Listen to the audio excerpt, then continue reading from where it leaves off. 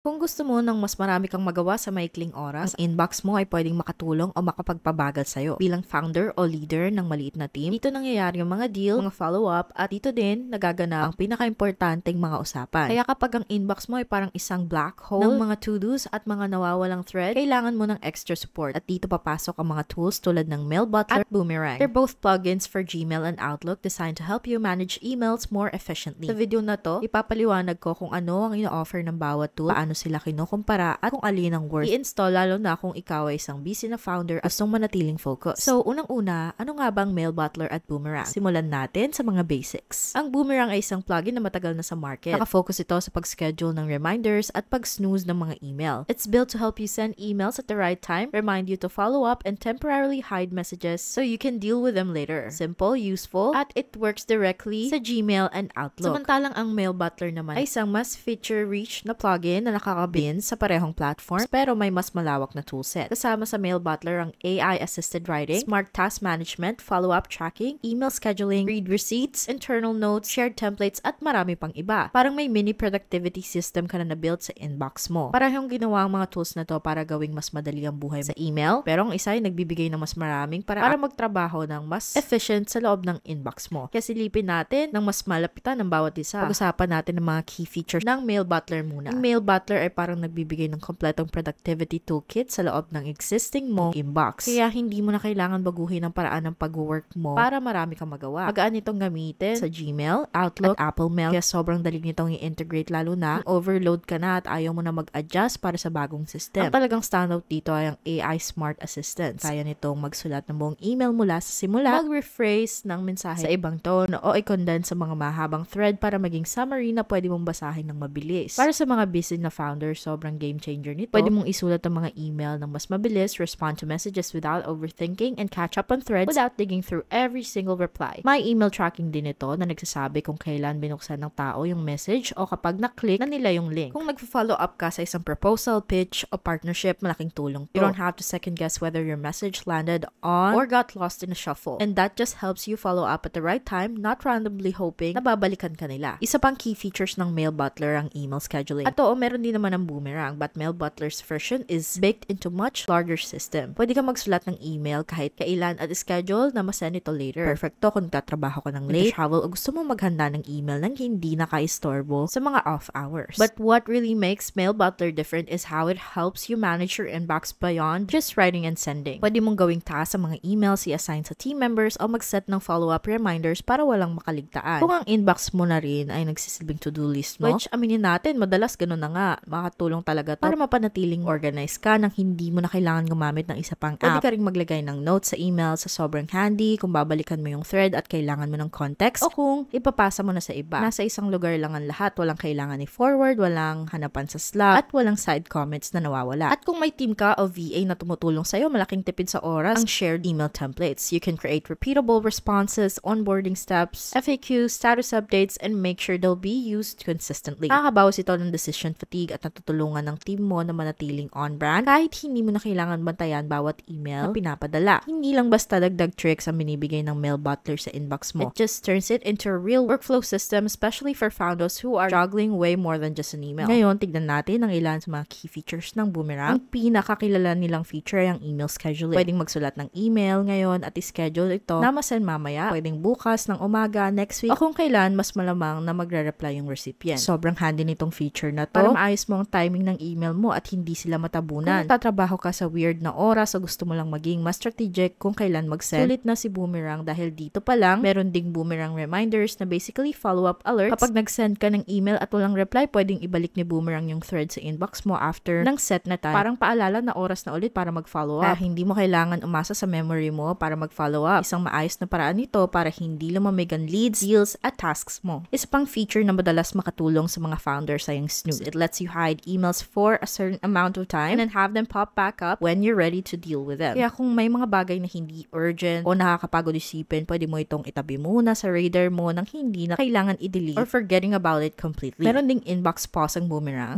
Hold yung mga papasok na email hanggang maging ready ka na para i-check sila. Makakatulong to lalo na work sessions kung saan ayaw mong ma-interrupt ang bawat notification o client na nagbe-message. Finally, meron ding Respondable na nagbibigay ng basic na AI para magbigay ng live feedback kung gaano kalaki ang ang chance na makakakuha ng reply ang message mo. Tinitignan nito ang tone, subject line, word count, at iba pang metrics para matulungan kang i-tweak ang email mo bago mo to i-send. Hindi kasing advanced o flexible ng AI assistants ang Mail Butler, pero isang handy tool ito para kung gusto mong mapabuti ang chances na magka-engagement sa email mo. Hindi tinatry ng Boomerang na gawin lahat. Nakafocus ito sa timing ng email at email attention management, its strength and its limitation. Kung kailangan mo lang ng simpleng upgrade sa inbox mo, mabilis at effective to. Pero kung ang inbox mo na ang sentro ng karamihan ng trabaho mo at kailangan mo ng malalim na support sa pagsusulat, follow-up, at team communication o task tracking, baka mabilis mong ma-outgrow si Boomerang. Ngayon, meron ka ng good idea kung anong ginagawa ng bawat tool. Tignan naman natin ang different plans at pricing options. Kung i-click mo ang link sa description, makikita mo ang Mail Butler at pupunta tayo sa pricing section. Ang mga presyo dito ay monthly, pero kung gusto mong makatipid ng 16%,